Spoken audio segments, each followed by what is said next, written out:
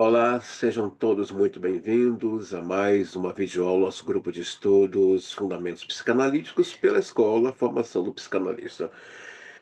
Na continuação, nosso estudo ainda dos fundamentos, convido os alunos a abrir no capítulo 32, que é da página. Oh, meu Deus, deixa eu ver aqui. Qual é a página, gente? Desculpa. A página 37, onde iremos estudar um tema muito importante, que é contra-transferência, sua importância no percurso analítico, né? Às vezes nós ouvimos analistas dizer eu abri mão do meu paciente porque eu entrei numa contra-transferência. Não, não, esse não é o caso. É material clínico que deve ser reaproveitado para levar para a própria análise desse próprio analista, né?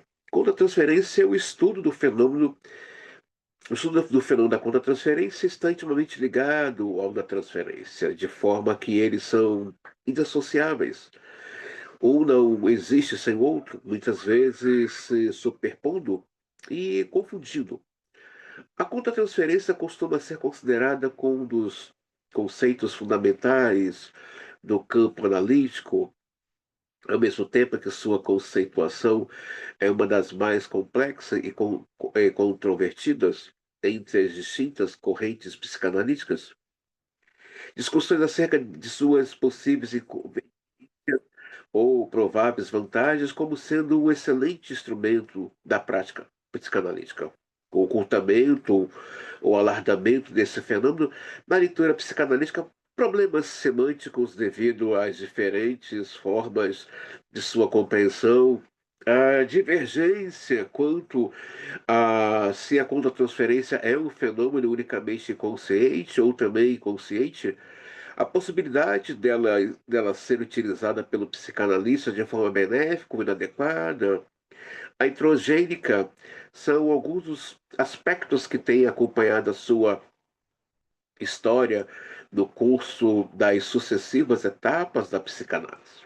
Não obstante, a importância da contratransferência continua plenamente vigente, tendo o seu interesse aumento à medida que está havendo um emprego cada vez mais generalizado na terapia psicanalítica com pacientes severamente regressivos.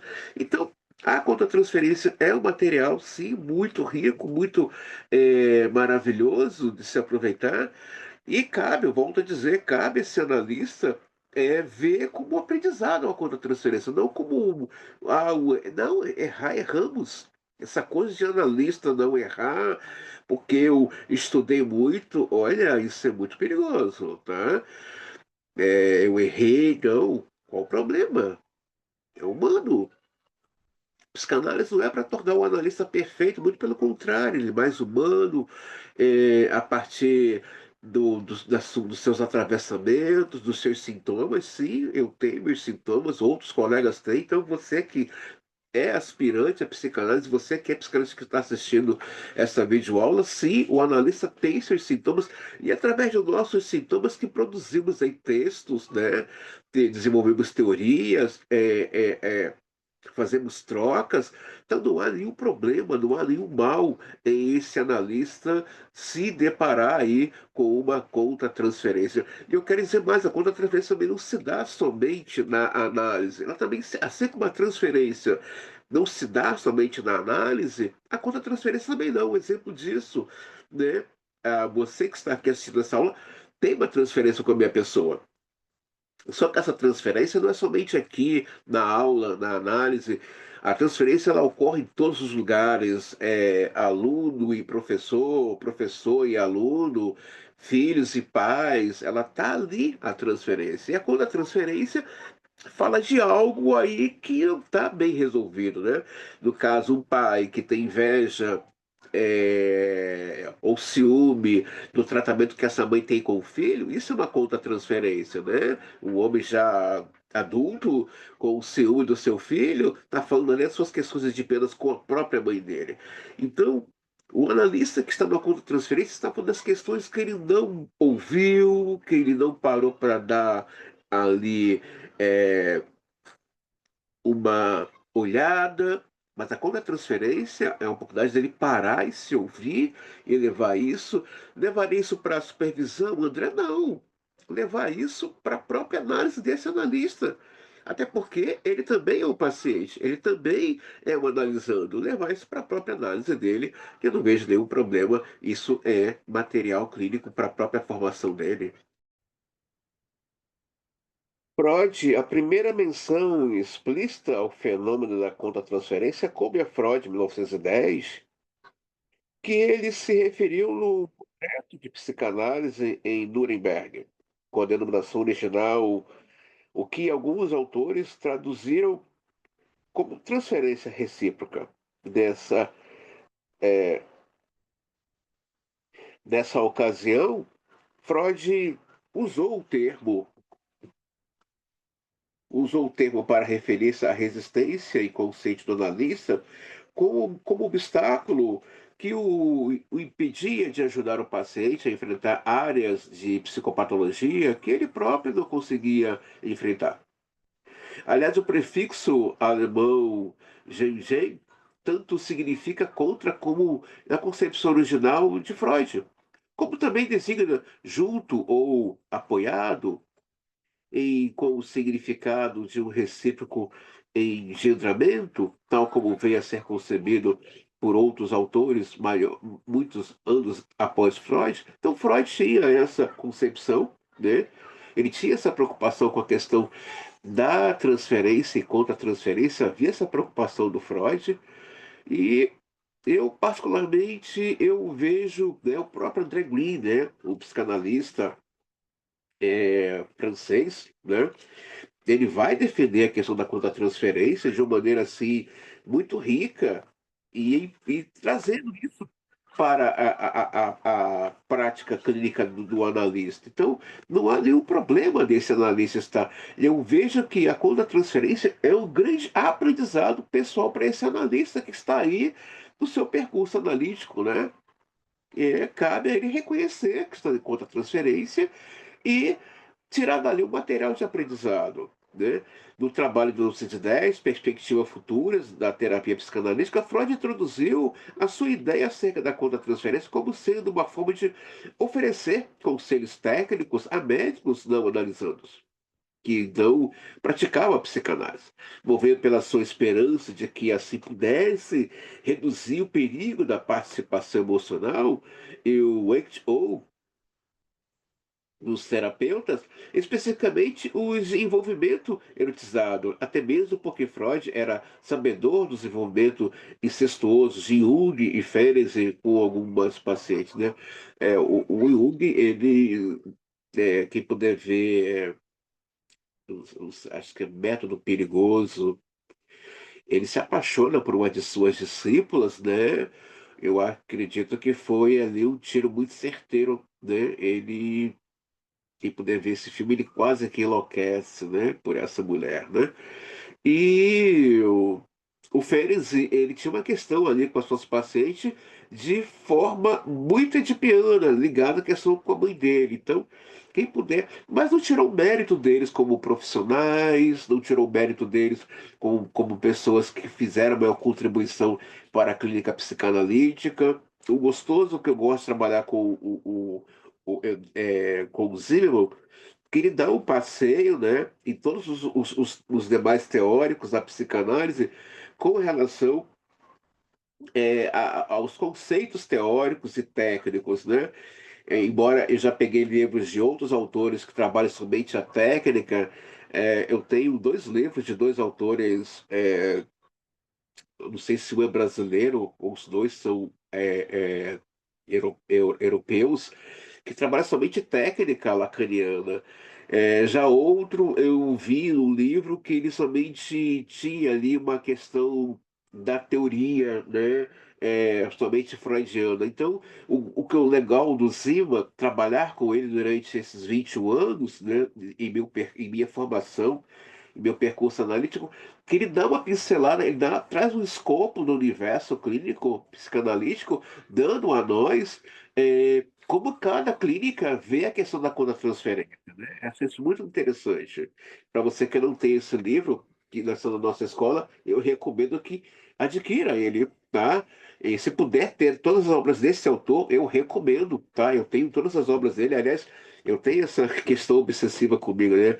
Antes de eu ler a obra de um autor, eu procuro ler a vida desse autor, né? Há uma biografia própria do Zimmermann, falando da pessoa dele como analista, né?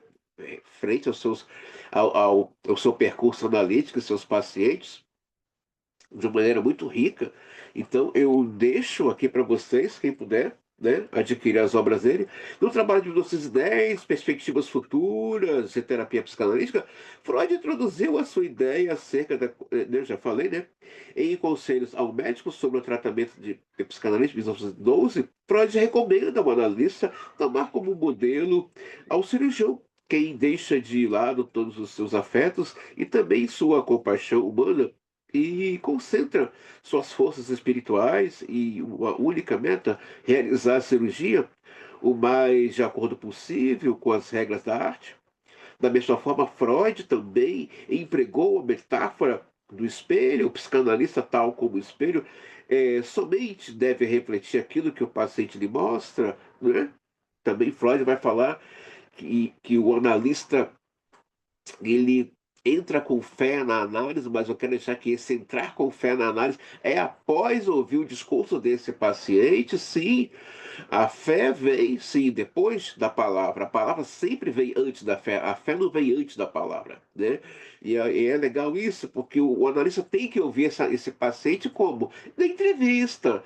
Ali ele está apenas não analisando esse paciente, mas ele está com uma escuta frente a essa entrevista e ele vai aí tomar aí a direção do tratamento analítico para com este paciente, né? E aí ele entra com fé. Essas metáforas citadas permitem perceber os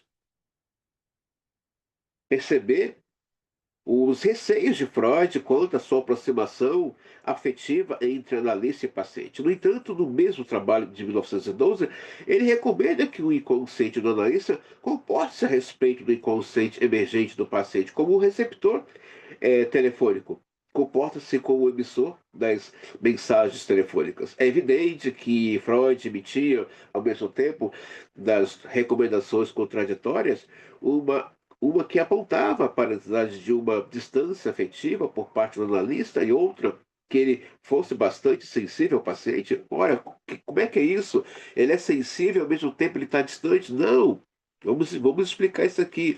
Ele é sensível com relação ao sofrimento desse sujeito que chega na clínica, desses seus impasses com relação ao seu sofrimento, mas essa distância é no sentido de que é a preservação do set é para o bem desse paciente. Então, é esse cuidado que o Freud tem aí. É. Com relação à conta transferência, por que o analista pode entrar numa conta transferência? Digamos, vou dar aqui um exemplo, que esse analista tem aí uma libido muito altinha, muito alta, muito elevada, né? E de repente chega o paciente, alguém com uma demanda também com uma libido muito alta, e traz isso como sua queixa para análise, né? Dessa coisa eh, de invocar ou trazer esse outro para questões de prazer. É claro que o analista vai sentir essa transferência desse paciente, seja ele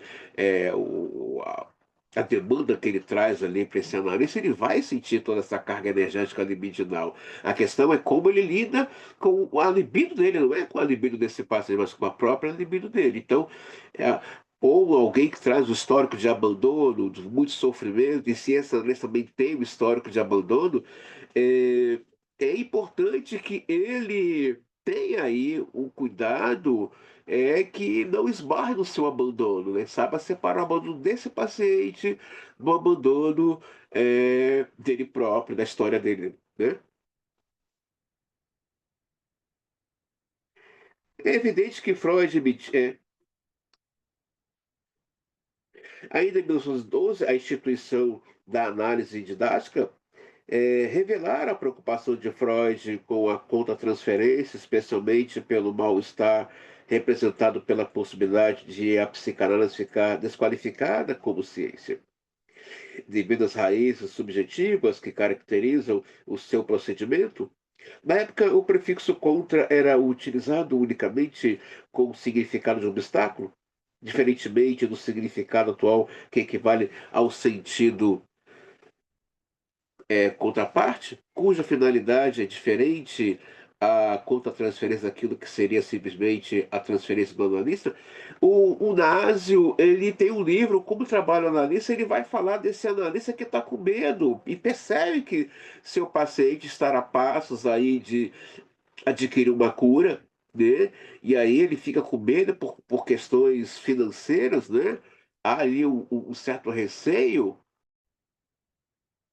Embora muitos autores como Deutsch, 1926, e Reiki, 1934, reconhecessem a influência emocional recíproca entre analista e paciente, o conceito específico de contra-transferência ficou relegado a um plano secundário, tendo esperado cerca de 40 anos para ressurgir como outra conceituação, pelos mesmos trabalhos de Hyman e Hacker, 1952, os quais postularam a possibilidade de a conta-transferência constituir-se em um excelente recurso de um analista compreender e manejar cada situação analítica em particular. A conta-transferência é vista hoje como um material rico de análise pessoal desse analista, levar para sua análise. É material rico. Então, não há nenhum problema desse analista na conta-transferência. Essa conta-transferência não diz acerca do paciente, fala mais desse analista. Então, isso é muito rico, isso é maravilhoso. Então, é algo assim muito importante, né? Esse ato de duas gerações de analistas que virtualmente silenciaram sobre a conta-transferência sugere que havia um medo e uma vergonha generalizada dos terapeutas de exporem publicamente os seus sentimentos por quanto estariam transgredindo as regras vigentes da psicanálise, correndo o risco de serem interpretados pelos demais colegas de que a reação contra-transferencial era o indicador de que eles deveriam retornar à análise. Ainda na atualidade, em meio a uma abundante literatura disponível sobre a contra-transferência, aparece com muito maior naturalidade a exposição de sentimentos do analista, como os de ódio, confusão, erotização, impotência. Porém, o narcisismo do analista dificilmente é reconhecido por ele, o que indica a impossibilidade de existir não só uma negação disso, como também uma reação de vergonha e desejo de encobrir tal situação. Por isso, a importância da análise dele pessoal, por isso a importância dele estar na supervisão. E esse supervisor aí, eu penso, eu de novo vou aqui ser um pouco bastante radical, embora o meu radicalismo seja às vezes é, mal compreendido, mas eu não peço que ninguém venha compreender, né, o meu radicalismo com relação à formação do analista. Por isso escolhi o nome dessa escola dentro da fala do Lacan, né, formação do psicanalista, porque a análise, a supervisão, esse analista que é o supervisor desse outro analista, estar atento muitas vezes de perceber que esse colega pode estar numa conta-transferência com esse paciente, né? Daí os pontos cegos, muitas vezes, falar de uma conta-transferência, né? Os autores clarianos, Melanie Klein, em seu importante trabalho de 1946, descreveu o fenômeno que ela denominou identificação projetiva, hoje aceito por todas as correntes psicanalíticas, que juntamente com sua conceitualização dos processos dissociativo, propiciou um trecho melhor entendimento dos mecanismos primitivos que participam é, do fenômeno contra-transferencial. Voltando àquele texto anterior, eu penso que quando o analista está muito narcisista com relação à sua prática clínica, é que ele ainda não tem o saber psicanalítico. Isso é uma observação minha, tá, gente? Primeiro que o saber psicanalítico não é arrogante, não é pedante, né? O papel do analista é um papel realmente de pesquisa, de leitura abundante, Mas eu penso que quando esse analista entra nesse campo de arrogância, de não ouvir o outro colega, né, no caso o supervisor, o seu analista, de que ele está numa conta transferência, está falando de seu narcisismo aí, que ele está nessa coisa de que eu acho, gente, em psicanálise, esse eu acho não é bem-vindo. Deixa eu deixar uma coisa bem clara aqui. É porque o saber psicanalítico, ele é abundante, ele é vasto, ele é infinito. Muitas vezes, quem pode estar no set analítico com o saber analítico, muitas vezes pode ser o paciente, o analisando está percebendo e analisando o seu analista. Então, é, é, ficar só na teoria e não ter essa virada de chave funcional para o saber que está além da letra, o saber que está além do texto, o saber que está além, muitas vezes, dos títulos de pós-graduação, em lato sensu, ou estrito sensu, ou ou pós-doutorado, eu penso que ele ainda não chegou, né, nesse campo do saber psicanalítico. Daí o seu narcisismo se tornar um grande empecilho dele perceber que está numa contra-transferência lutando contra o estado salutar de seu paciente. É, inspirados nos conceitos clareanos, ainda que de forma algo tímida, em uma mesma época, alguns de seus importantes seguidores começaram a referir os selos contratransferenciais, assim como Roosevelt, em 1947, escreveu o fato clínico de que ele somente conseguiu entender uma paciente psicótica pelos sentimentos próprios dele. Aliás, em outros textos, Roosevelt é possível perceber inúmeras outras alusões interessantes a respeito da contratransferência. No entanto, ele nunca publicou qualquer trabalho que levasse por título a palavra contra-transferência, possivelmente em respeito a Melanie Klein, de quem foi analisando. Também Winnicott, seu importante e corajoso trabalho Ódio na Contra-Transferência, de 1947, destacava os efeitos recíprocos por um paranalítico que o paranalítico provoca um do outro. Bill, 1963, em seus trabalhos com grupos que realizava na década de 40, fundamento naquelas ideias clarianas, fez importantes observação de que a identificação projetiva, mais do que uma mera descarga de sentimentos intoleráveis, como enfatizava Klein. Enfatizava Klein. Também tinha a função de uma forma de comunicação primitiva não verbal pelos efeitos contratransferenciais. Então, nós vemos aqui três autores que foram discípulos de Melanie Klein, né? Outros que foram colegas dela, no caso, Winnicott. Temos aqui o Roosevelt e o Bill foi analisando de Melanie Klein, que também foi mestre de Zimmermann. O próprio Zimmermann, na obra dele, ele vai afirmar que teve a transferência com alguns pacientes. O próprio, né? Ele afirma mesmo que ele teve uma conta transferência até que ele pensou em desistir de atender ela, né, pelo que estava sentindo por ela, mas em um dado momento ele fez a leitura da sua conta transferência. Então, ele foi até o final ali do seu percurso analítico com aquela paciente. Não há nada de errado nisso, né? Volto a falar, o problema desse analista muitas vezes ter um arcabouço de um conhecimento teórico é somente ter um conhecimento e não o saber. O saber, ele não produz uma arrogância, muito pelo contrário, ele nos leva a reconhecer nossas limitações, a ver o nosso, até onde a clínica está podendo ir. Isso é o saber psicanalítico. E eu penso que numa conta-transferência, o analista vá aí tirar dessa conta-transferência o saber. Alguns aspectos básicos da conta-transferência, levando em conta todas as contribuições mencionadas de fundamento, principalmente no aludido modelo continente-conteúdo de Bill, entendo que os aspectos que seguem em subtítulos merecem ser invocados mais detidamente. A conceituação a constante interação entre analista e paciente implica um processo de uma recíproca introjeção das identificações projetivas do outro. Quando isso ocorre mais especificamente na pessoa do analista, pode mobilizar-se mobilizar nele durante a sessão, numa resposta emocional, surda ou manifesta, sob a forma de um conjunto de sentimentos, afetos, associações, fantasias, invocações, lapsos, imagens, sensações corporais, etc.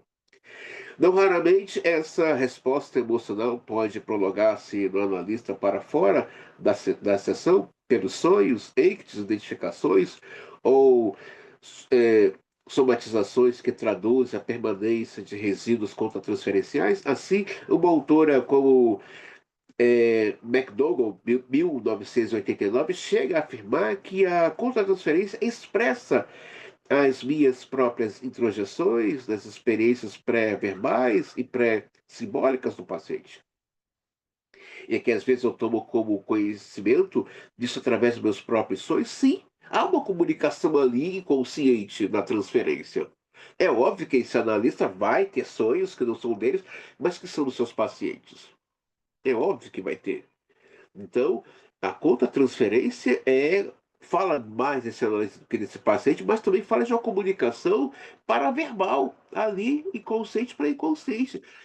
O analista, o paciente tem fantasias com o seu analista? Tem. Tem analista que tem fantasias com seus pacientes? Tem. Mas a questão é, qual a diferença das fantasias do paciente do analista? Ele está numa fantasia de piano, só que ele não sabe? O analista não, ele sabe de suas fantasias edipianas. Ele sabe que são fantasias de ordem edipiana. Essa é a diferença dele para o paciente. Ele sabe.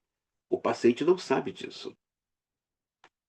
Dizendo com outras palavras, o fenômeno contratransferencial resulta das identificações projetivas oriundas do analista, que provocam no oriundas do analisando que provocam no analista um estado de contra-identificação projetiva, conforme a conceituação de Grimberg, 1963. Para esse autor, os conflitos particulares do analista não são os que determinam a contra-transferência. O que simplesmente acontece é que ele fica impregnado com as cargas maciças das identificações projetivas do paciente e fica sendo dirigido passivamente a sentir a executar determinados papéis. Então, o Greenberg ele vai dizer que algumas das contas transferências são essas energias psíquicas ali através da transferência em cima desse analista, né, suas fantasias de ordem edipiana, ele está sentindo esse inconsciente. Por isso, a importância desse analista está em análise, desse analista está em supervisão, né? Às vezes eu recebo elogios de pacientes que eu falo, ele ou ela precisa fazer esse tipo de elogio. Às vezes eu recebo elogios de alunos meus que eu falo, bom, isso é uma transferência dele, ele precisa falar assim comigo, ele deseja expressar esse sentimento comigo. A questão é como o meu narcisismo lida com isso. Essa é uma questão muito importante, como o meu narcisismo lida, com a fantasia do meu aluno ou do meu paciente analisando como ela lida. Eu tenho um professor chamado Marcelo Veras, que ele sempre brinca nas aulas, né? Eu estou muito bem com o meu narciso. E hoje eu procuro falar isso também. Eu estou bem com o meu narciso, né? Já vivi minhas fantasias narcísicas na juventude, com relação ao conhecimento, prezo ainda pelo conhecimento, mas tem coisas que eu falo, já vivi isso, não preciso é, ficar me masturbando disso. Então, mas é a transferência do seu paciente, seu analisando, seu aluno. Deixa, ele precisa disso. A questão só é como eu lido com isso, né? Na atualidade, predomina entre os psicanalistas a aceitação do tríplice aspecto da contra-transferência como obstáculo, como instrumento e como campo onde o paciente pode reviver as fortes experiências emocionais que originalmente ele teve. Então, é, é, é, as maiores controvérsias entre os autores é, giram em torno das questões relativas a se o fenômeno contratransferencial durante a sessão é unicamente consciente ou também pode ser pré-consciente, consciente. Sim, Eu volto a falar a questão do narcisismo desse analista, né? Dele se perceber que isso é uma contra-transferência, né? Dependendo das suas feridas narcísicas de abandono ou questões libidinais, como ele vê isso. Pode acontecer dele conscientemente estar percebendo que está numa conta-transferência e ele se conscientizar que não tem nada a ver com o seu paciente e levar isso para sua análise. Levar isso juntamente para sua análise. Agora, se esse analista tem uma questão aí narcísica muito mal resolvida, né? Com uma questão aí de estudo, pesquisa, ao ponto de não se perceber que está numa conta transferência, ele está colocando em risco a vida desse paciente e também o seu percurso analítico, né? B. Se não há risco de se confundir os sentimentos do analista como sendo uma resposta às suas identificações projetivas do paciente, quando, na verdade, tais sentimentos podem ser exclusivamente do próprio terapeuta? C. Se ela pode ficar a serviço da empatia e da intuição? E se o analista pode interpretar, a partir de seus sentimentos, a contra-transferências? Se deve confessar isso ao analisando ou não? Há outros questionamentos equivalentes que a seguir serão abordados. Então, tem que falar da minha contra-transferência para o meu paciente. Peraí, mas o que é isso? Ele está numa transferência? Eu penso que quando um analista pega um paciente e diz o que é melhor para ele e abre mão dele, como tem chegado relatos aos meus ouvidos, um analista abriu mão do paciente, ele já está numa conta transferência. Dizer o que é melhor para ele, nossa, isso para mim soa muito sério, porque eu não sei o que é melhor para o meu paciente, não sei o que é melhor para o meu aluno, e o que eu faço aqui, eu dou alguns exemplos do meu posicionamento clínico frente à sociedade, né, atual, né? Eu penso que isso sou eu com meu superego, tá, do meu percurso analítico e formação, que eu tenho que conhecer, né, teóricos clássicos e os contemporâneos. É o meu modo de pensar e ver. Mas eu não posso impor isso aos meus alunos, nem tampouco aos meus colegas que aqui ainda estudam comigo, né? Estão confiando a vida deles a mim. Mas eu penso que a pessoa chegar numa conta transferência e não pensar na fragilidade desse paciente, desse analisando, que está ali entregando a sua vida numa confiabilidade, eu penso que ele não entendeu a clínica e ele precisa rever sua formação. Contra-transferência é sempre consciente, mas comumente a contra-transferência é considerada como resultado de uma interação mediante a qual o inconsciente do analista põe-se em comunicação com o inconsciente do analisando, sim. Está em comunicação. Há uma comunicação ali. Assim como você que está assistindo essa aula está tendo uma comunicação, mesmo essa aula gravada, com o meu inconsciente. O inconsciente não tem tempo, espaço e barreira. Ele não tem problema de se a internet cai, não. Ele é incansável, não existe barreiras para o inconsciente, não existe. Você pode estar assistindo essa aula e o seu inconsciente está entrando em contato com o meu inconsciente. A questão é como eu recebo essas mensagens, como eu faço essa leitura, como eu faço essa decodificação. Isso para mim conta. A vida desse sujeito que chega na clínica ou na escola para estudar é uma vida que está ali dizendo: eu estou confiando a minha vida em suas mãos. Então eu penso que se esse analista não tem consciência de que está havendo ali uma comunicação de inconsciente para inconsciente, eu volto a falar, é melhor rever essa formação. Essa posição é compartilhada por outros importantes autores como Biel e Segal. Como antes foi aludido, Biel, nos seus últimos anos, manifestou-se contra a possibilidade que a conta-transferência pudesse ser utilizada conscientemente pelo analista, durante a sessão, pelo fato de que se tratava de um fenômeno de formação unicamente inconsciente, e segundo o autor acreditava, da mesma maneira, Segal, em 1977, opinou que a parte mais importante da conta-transferência é inconsciente, e somente podemos reconhecê-la a partir dos seus derivados conscientes. Os analistas seguidores dessa linha de pensamento dos dois autores afirmam que quando o analista diz que está angustiado, ou entediado, ou impotente, isto não reflete mais do que o conceito, o conteúdo contra-transferencial. Manifesto de que, da mesma forma como ocorre com os sonhos, é o seu conteúdo latente que ele deverá decifrar ou fora da sessão por ele mesmo, com a ajuda de um analista, né? Eu já ouvi pessoas, né, dizer que, nossa, aquele paciente vai chegar, tomara que a sessão acabe logo. Isso já é uma contra-transferência. Eu já vi pessoas que se dizem analistas, né? Vou ter que falar assim, né? Que dormia na sessão de análise. Dormia e depois falava de sorrindo no almoço com os colegas.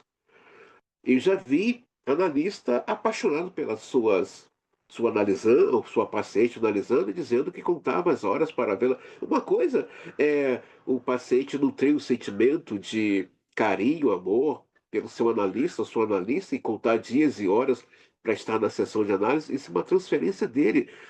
Agora, o analista não se perceber que esses sentimentos que brotam para esse sujeito que chega naquele é uma conta-transferência, aí eu volto a falar, é esse narcisismo dele, como é que tá? Ele acha que ele é imbatível, ele acha que, né? Ou então se sentir impotente frente ao sofrimento do paciente, eu queria ajudar. Não, a única coisa que eu posso fazer na análise é escutar. Escutar. Não, eu tô, tô angustiado com o sofrimento do meu paciente, eu estou me sentindo impotente diante desse quadro que ele está atravessando. O quadro ali é dele, o processo ali é dele, e tem que sim acolher, escutar, mas quem vai escolher a sua cura é o paciente, não o analista. Quem vai ali fazer virada de chave é o paciente, não o analista. Então, quando eu escuto essas coisas, eu queria ter ajudado mais. Não, nem tudo eu vou conseguir, nem tudo é possível vir, nem tudo haverá esclarecimento, mas é dentro de possibilidades. Por isso a importância de estar em análise, estar em supervisão. Agora, na questão de interpretar, né? É, interpretar esses sentimentos do paciente, entra aqui o conhecimento teórico da estrutura psíquica. Como foi desenvolvida essa estrutura, como foi desenvolvida essa personalidade. Para fazer a interpretação disso, é preciso conhecimento teórico. Ah, eu, eu não sou muito de ler. Peraí, mas como é que você vai interpretar as falas desse paciente? Como é que você vai aí interpretar muitas vezes um sonho? Você não está tendo nem, não está lendo nada sobre sonhos, ou um livro sobre simbologia, arquétipos, ou mitologia, ou o próprio um livro ou artigo sobre sonhos, para pelo menos dar ali um norte para esse sujeito ali numa pontuação para com o que ele está trazendo. Então, a interpretação dentro da psicanálise, ela anda junto com base e o conhecimento teórico bem trabalhado, bem definido. Então, como vai fazer essas interpretações? Né? Isso é muito sério. Diferença entre contra-transferência e transferência do analista.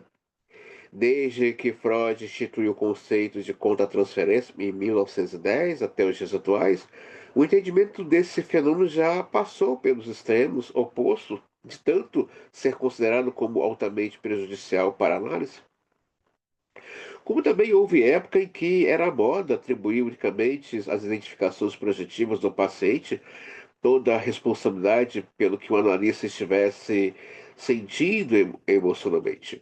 Creio que ninguém contesta que ambos os extremos há um evidente exagero, sendo que a segunda possibilidade evidencia uma espécie de fobia de um analista reconhecer os seus próprios conflitos neuróticos e, por conseguinte, aquilo que ele esteja atribuindo a uma conta transferência possa estar sendo nada mais do que uma forma de ele estar transferindo para o paciente aquilo que é sua neurose particular. Essa última situação pode custar muitos abusos, injustiças e um resultado i- i- iatrogênico contra o paciente. Um critério que pode ser utilizado para discriminar quando se trata de uma legítima contra-transferência provinda do paciente ou de uma transferência própria do analista consiste no fato de que o mesmo paciente despertasse em qualquer outro terapeuta uma mesma resposta emocional. Isso sugere a existência de uma contra-transferência em contrapartida em o mesmo analista tem a mesma reação emocional. Para qualquer paciente que guarde uma estrutura psíquica análoga, muito provavelmente é dele mesmo que provém seus sentimentos latentes e que ficam manifestos da situação analítica. Então, pode acontecer do analista ter as duas coisas, transferir suas neuroses para o seu paciente, pode acontecer. E aqui ó, entra aquela fala, né, do próprio Bill, do próprio Lacan, né? Ele está cometendo aí um crime com uma vida. Volto a falar, quando chega aos meus ouvidos, o analista abriu mão do paciente, o analista disse que era bom para o paciente. Eu falo assim, meu Deus, não, aí entra a minha chateação, né? Será que essa pessoa entendeu o que é a transferência do processo analítico? Ela é um documento, ela é um passaporte, ela é uma apólice para poder trabalhar com esse sujeito que está na clínica. Então, psicanálise é um trabalho impossível, né? É um ofício voltado para vidas humanas. Então, quando eu vejo essas coisas, eu falo, nossa, e descarta, né? Ou então, alguns riem da dor do paciente, não, tá chorando de frescura, tá de resistência, ri da dor do outro. Rir do sofrimento do outro ou achar que a dor desse paciente é inferior. Não, dor é dor, não importa o tamanho dela. É uma vida que está ali passando um processo difícil, que muitas vezes as palavras não cabem no espaço, mas o que entra ali é somente o choro, é somente o gemido, é somente o lamento.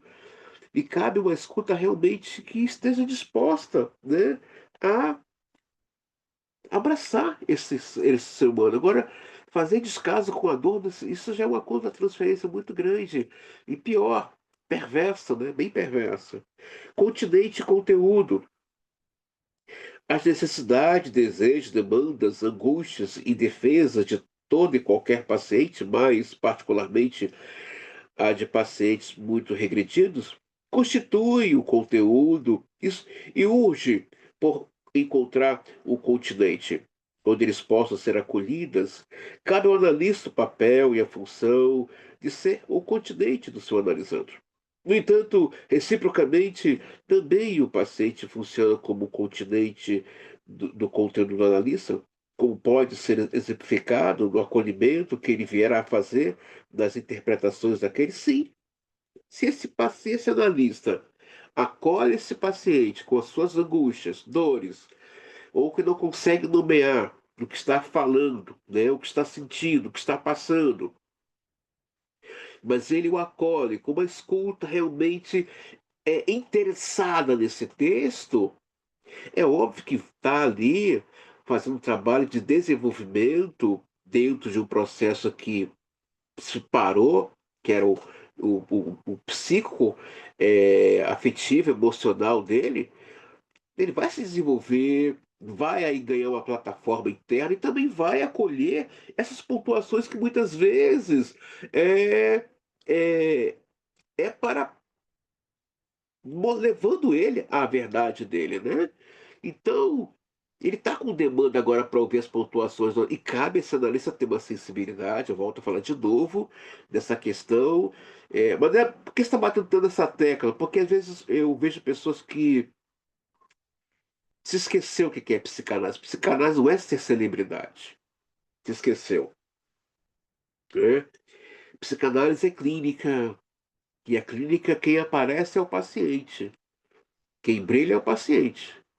Então, se esse colega não está entendendo isso, não sei, eu penso que ele deveria, sei lá, ter feito teatro, novela, alguma coisa assim, porque a clínica ela é viva, né?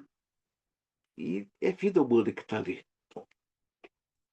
Destarte da mesma forma, como acontece com o paciente, também o analista pode fazer o uso e consciente de suas próprias identificações projetivas, patológicas, dentro da mente do paciente.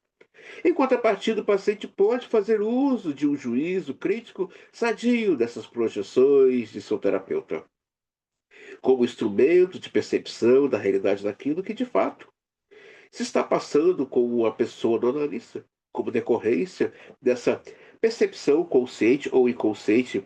Pode acontecer que, por meio de observações explícitas ou das quais estão implícitas nos sonhos ou na livre associação de ideias, ele pode auxiliar o analista a dar-se conta de seus sentimentos contratransferenciais, desde que este último esteja em condições de escutar o seu paciente, né? Escutar o paciente é aquilo que a gente acabou de ler, né? Olha, eu acho que está havendo um equívoco aqui, né? Aqui é o lugar de eu falar, mas há pouco tempo eu vi um discurso de uma psicanalista muito séria, né? Daqui de São Paulo, que ela disse que por ela nunca mais procuraria psicanálise, né? Porque ela chegava na análise, quem falava mais era a analista, e não ela. E aquilo gerou nela não só uma resistência, mas um impasse no processo analítico dela. Ela era jovem e ela disse que por ela nunca mais. Mas aconteceu que no meio do caminho, depois de ela terminar a faculdade, ela, né, voltou a fazer análise, dessa vez com analistas realmente comprometidos com a clínica, com a análise, com a teoria. E aí ela realmente aí voltou aí, né, a, a se permitir fazer análise, né? Então, quando esse analista não escuta seu paciente, ele pode aí estar colocando uma vida em perigo, muito em perigo mesmo. Isso é muito sério que eu estou falando. Qualquer dúvida sobre esse ponto, gente, por favor, coloca no grupo. Empatia. Cabe afirmar que as identificações projetivas do paciente podem invadir a mente do analista, de modo que este fique perdido em meio aos sentimentos que lhe foram despertados, tal como o exemplo acima, sendo que isso pode redundar numa contra-transferência patológica. Quando isso ocorre, o que não é nada raro, o analista trabalha com um grande desgaste emocional invadido por sentimentos contra a oposição, o paciente, por um estado de confusão e impotência, pode levá-lo a cometer o contra-act, somatizações inadequadas, interpretações do tipo superegóico. De alguma forma, toda a sessão, toda essa situação corresponde a uma deriva daquilo que Hacker conceitou como uma contra-transferência complementar. Os efeitos contra-transferenciais, em certos casos, são extremamente fortes, que o analista está experimentando durante os 50 minutos da sessão. pode estar representando uma forma de comunicação primitiva daqueles sentimentos igualmente fortes que o paciente está abrigando, digamos, durante 50 anos e que não consegue transmitir verbalmente, porquanto eles constituem um terror sem nome, né? É aquilo que o paciente, às vezes, na análise fala de um abandono, né? E esse analista entra numa questão de empatia. Se o analista detectar que essas coisas lhe poderá é, utilizar os seus sentimentos contra-transferenciais, às vezes dentro de uma sessão mais comum, fora dela, como bússola empática, como costumo denominar, parece-me que essas contra-transferências transformadas em empatia corresponde ao que Hacker denominou de contra-transferência concordante, que parece muito significativo o fato de que a etimologia da palavra concordante mostra que ela é composta de com, quer dizer junto, mais cor significa coração, ou seja, a análise agora dessa contra-transferência, né, desse analista está agora numa questão de coração, né? Ele tem um histórico aí de abandono, né? E chega na análise agora, ele não consegue nomear muita coisa, esbarra muitas vezes das questões também desse analista, e ele agora passa a ter uma certa empatia, ao invés de ele ter ali um olhar frio, né? E uma escuta e uma escuta atenta e uma atenção flutuante, ele está com um sentimento de empatia, né? Ele fica preocupado, a sessão agora virou o próximo capítulo de uma novela, ele fica atento quando eu vou ver esse paciente de novo, ou como é que ele está, ou como é que foi o desfecho daquela situação dele. Ei, a única preocupação do analista é ali uma escuta, como ele está fazendo a interpretação desse texto, estar atento a processos de análise desse paciente. Essa é a preocupação. É o que o Lacan fala. O único desejo do analista, a única preocupação do analista é que a análise aconteça, né? Agora, se está preocupado, como foi o desfecho, eu estou aguardando que na próxima sessão ele me conte como é que foi, o que conversou, o que não conversou. Ei, gente, isso aqui já não tem mais ali uma sessão de análise. Não há mais ali está tendo agora o encontro de duas pessoas, não de uma pessoa. Isso é, chama assim, empatia. Ele está tendo agora empatia pelo seu paciente. Conluios inconscientes. Claro que conluios existe. Você que está assistindo essa aula, você tem conluio comigo inconscientemente. Você está em conluio. Para você estar aqui assistindo essa aula gravada, você tem um conluio com a minha pessoa. A questão é como a figura do analista lida com esses conluios, né?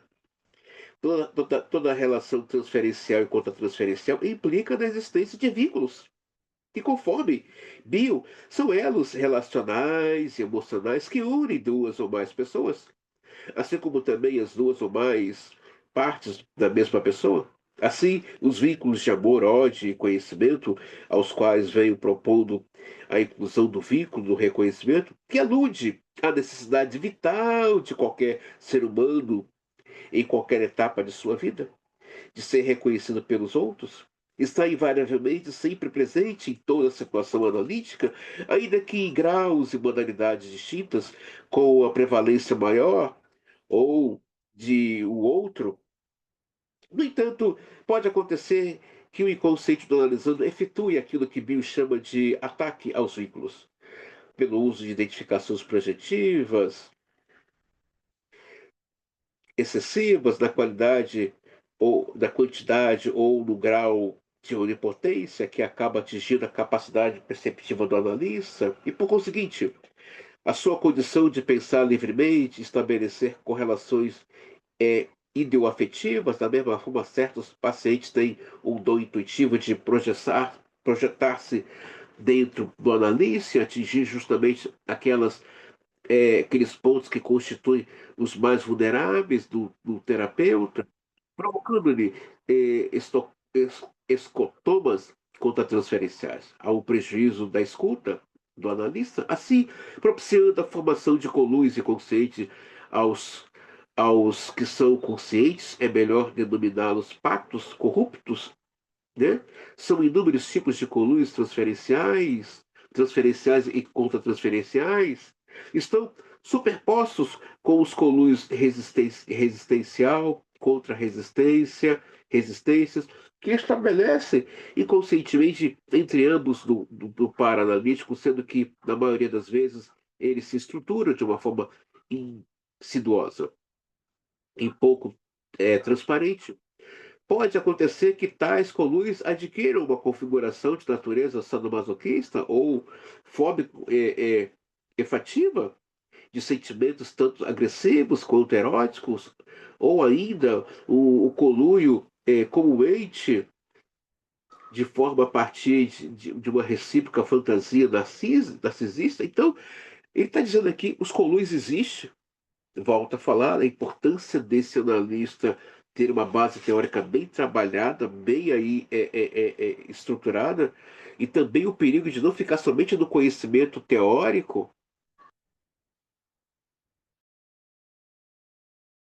O Luiz existe, tá, em todo tempo. Eu volto a dizer, né, da importância desse analista não ter somente o conhecimento teórico, mas também ter o saber psicanalítico. André, todo analista tem um saber psicanalítico. Eu conheço pessoas que passam anos, né, atendendo, mas só tem o conhecimento teórico. Cita os teóricos, assim, como se estivesse tomando água, mas ainda não desenvolveu ou não alcançou a virada de chave do saber psicanalítico. O saber psicanalítico ele vem aí juntamente com a análise, com a escuta, o quanto eu estou me escutando, escutando minhas questões de ordem de piano, narcisismo primário, ouvindo meus sintomas. Dali, extrair um saber, né? Há um saber ali para a formação desse psicanalista. Então, é preciso estar atento a isso. Quanto à transferência erotizada, ou uma analista sentir sensações e desejos eróticos que lhe são despertados pelo ou pela paciente constitui situações analíticas absolutamente normais, inclusive como o último indicador de possíveis sentimentos ocultos da área da sexualidade desse ou dessa paciente, que na situação de transferência estão sendo transmitidos pela via dos efeitos contratransferenciais.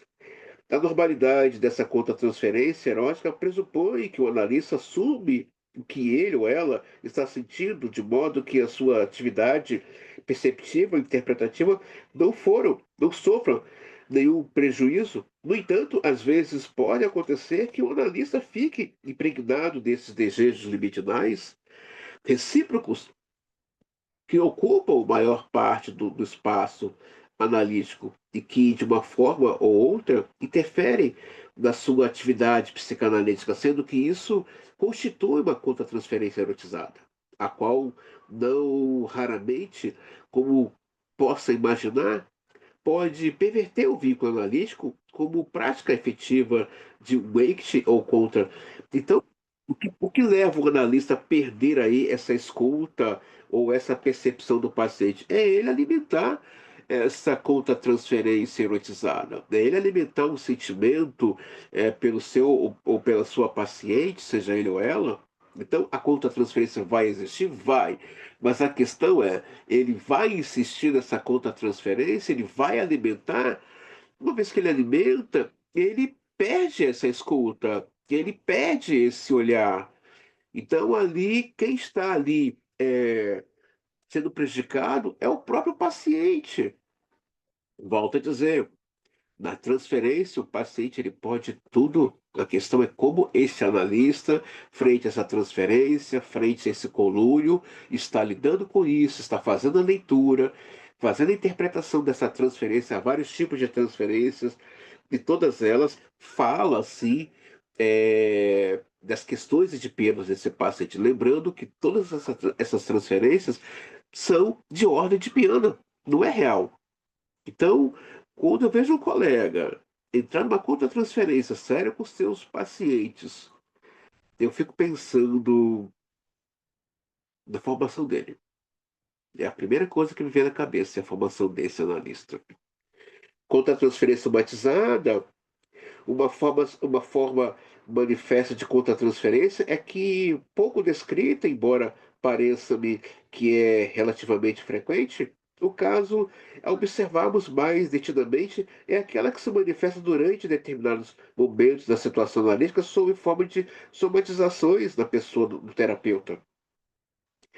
Tais manifestações variam de forma e intensidade, desde que algum discreto desconforto físico até possibilidade de um analista vir a ser tomado de uma incrível sonolência ou de fortes sensações, eh, sintomas corporais. Essa última afirmativa pode ser ilustrado por relatos de alguns colegas que eu supervisiono, assim como uma candidata traz à supervisão o fato de ela haver sentido no curso da sessão um com a sua paciente uma forte sensação corporal de que estava escorrendo leite em seu seio esquerdo, o que perdurou até que a paciente deu sinais mais claros de seu estado regressivo, do enquanto momento vivencial da situação analítica.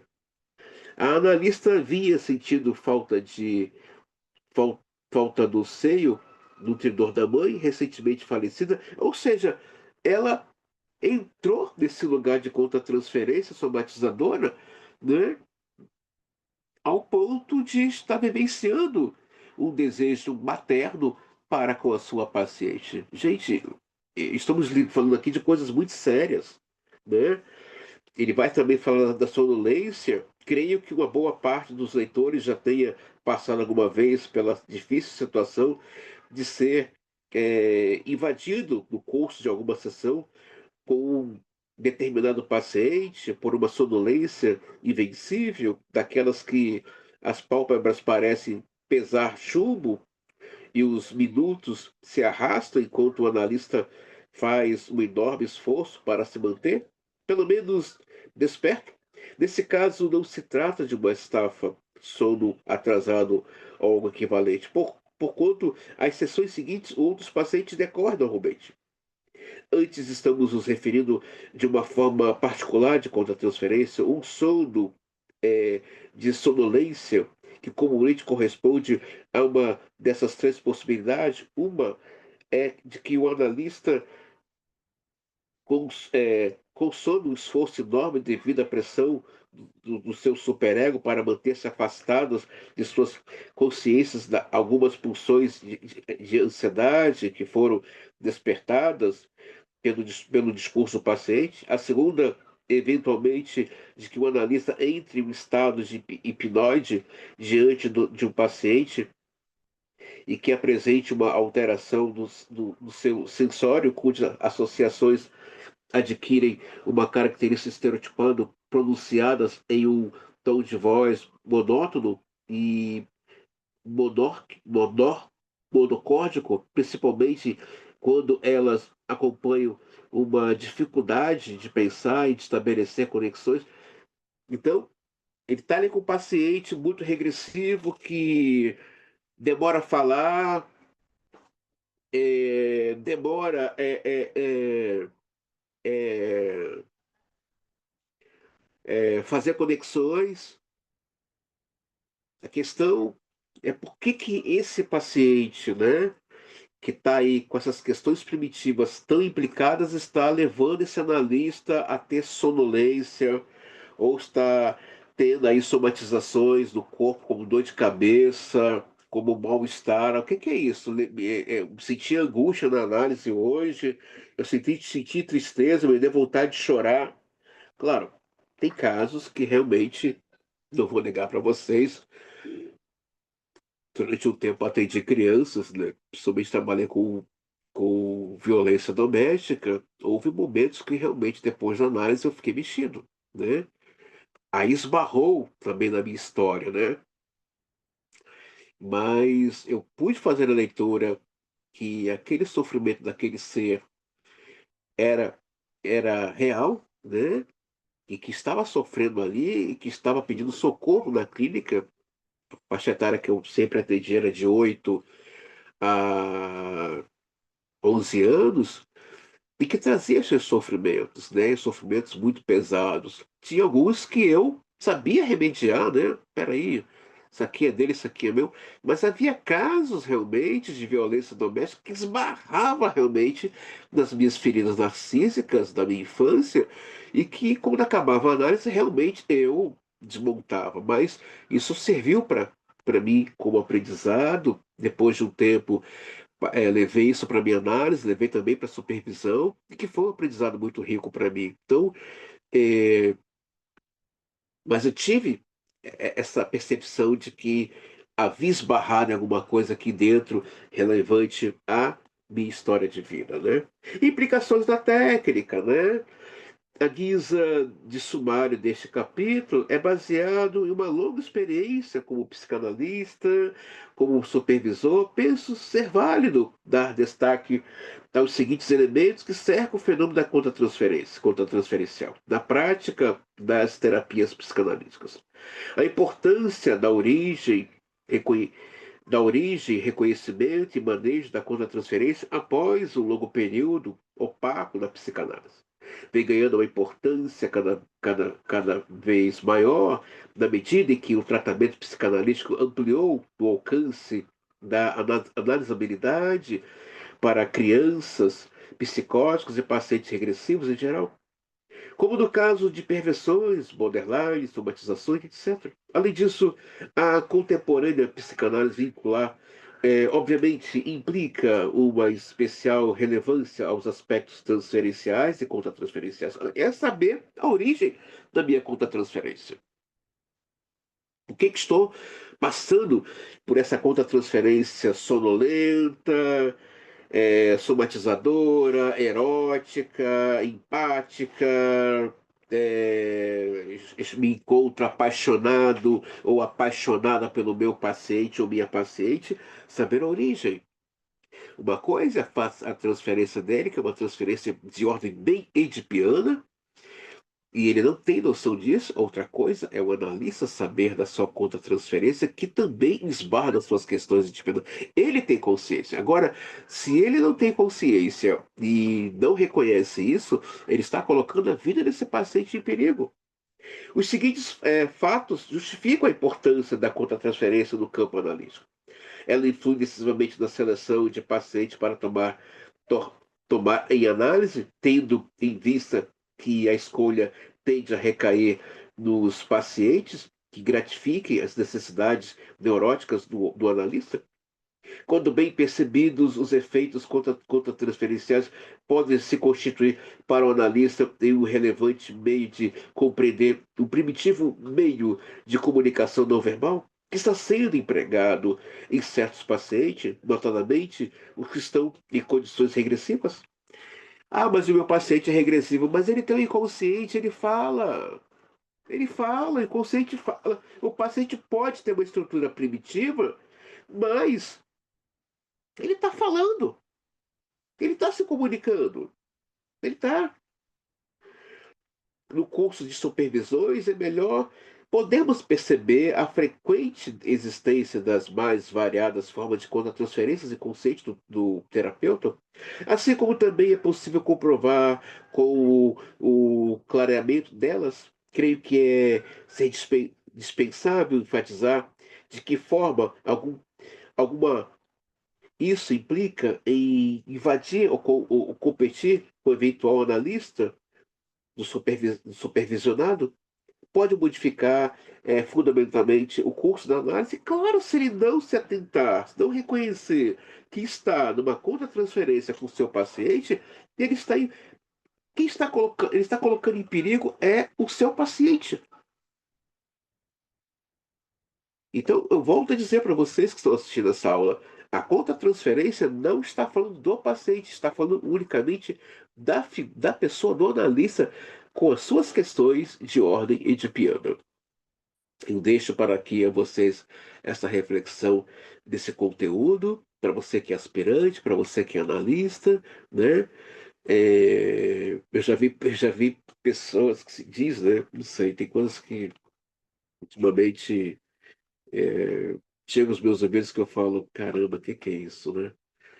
É, às vezes o analista entra numa conta transferência com relação a pagamento, quer chamar a atenção do paciente, quer dar sermão. Gente,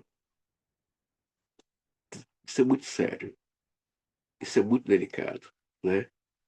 Pagamento é pela via da transferência e está falando ali do sujeito desse paciente. Então, eu deixo para vocês aqui esse conteúdo, né? Espero que seja útil para vocês. Qualquer dúvida, por favor, pode colocar no grupo, você que é aspirante, você que é analista, e vamos fazendo uma troca. E volto a dizer, não há problemas em ter conta transferência. A questão é reconhecê-la e levar para a sua análise pessoal. Então, desde já, muito obrigado e até a próxima videoaula, gente linda.